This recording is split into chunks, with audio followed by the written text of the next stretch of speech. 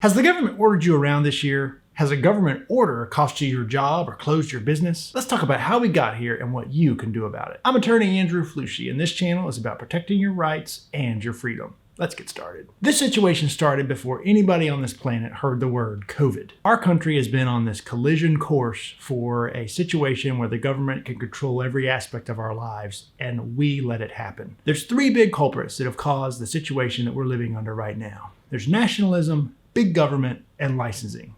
Let's talk about each one. The first issue that's making it where the government can control every aspect of our lives is nationalism, where the federal government exerts so much control and pressure over the states and even the counties and cities in the United States.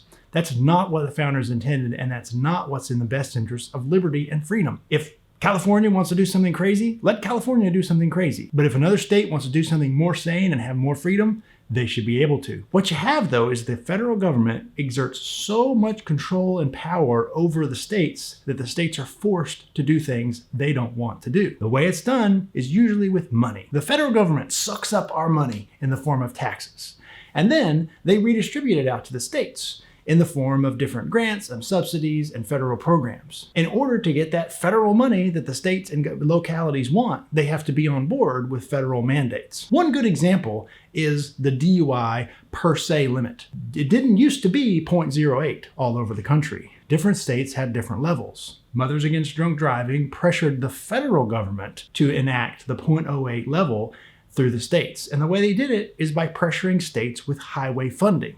So basically, if a state wanted to get their sweet federal money to manage the highways, they would need to have a 0.08 limit for DUI. That's how it came to pass. It wasn't that all the states did studies and thought, oh, 0.08 is the limit where people are for sure intoxicated, and that's the line where we want to draw for our citizenry to keep people safe and enforce DUI laws. No. The way it happened was because the federal government stole our money in the form of taxes. And they would said they're going to withhold that money from the states and counties unless the states enact a 0.08 DUI law. So that's nationalism. Basically, the federal government taking way too many taxes and then giving those taxes back to the states and localities if they play ball and do what the federal government says should happen. That's what's going to happen with all these COVID craziness. That's how Biden is probably going to try to enact mask mandates. And that's how probably a vaccine mandate is coming to a state and county near you. Nationalism is a bad idea. We need to get back to the concept of an actual republic where different states can do different things and the federal government doesn't jam policies down states' throats. The next issue we got to talk about is big government in general. That's another area where we've gone way off the rails. We simply have this concept that everything is government's job, that government has to save us from everything that comes down the pike. We turn to government. Mama government's going to take care of us and save us from the latest crisis. Government isn't the answer for every question, and government is definitely not the solution to every crisis. And we need to stop thinking that government is going to save us. If I'm out of work, it's not government's job to find me a job. I can go pound the pavement with my feet, go knock on doors. I can find a job or create a job without government having to step in to solve the problem. There are some problems the government simply can't solve, and many problems government is not the best player to solve the problem to begin with. If we would get it out of our mind that government is the answer to every problem, we would have a lot more self-sufficiency and a lot more freedom in the United States of America. The third big issue that's letting government restrict our freedom in time of COVID is licensing. The simple concept that government can take your rights and issue them back to you in the form of a license. So in my practice, one of the big areas where this comes into play is with driver's licenses. The concept that you don't have the freedom to purchase a car and drive it down the road unless the government tells you, oh, here's your license, here's your privilege to go drive your vehicle down the road. And the same thing with registration. You can purchase a car all day long, but you can't drive it down the road unless you get the government's permission to put that particular car on the road. Licensing is essentially government getting their piece of the pie so they can regulate you to death. That's what's going on with COVID. The big example here is especially the restaurant industry.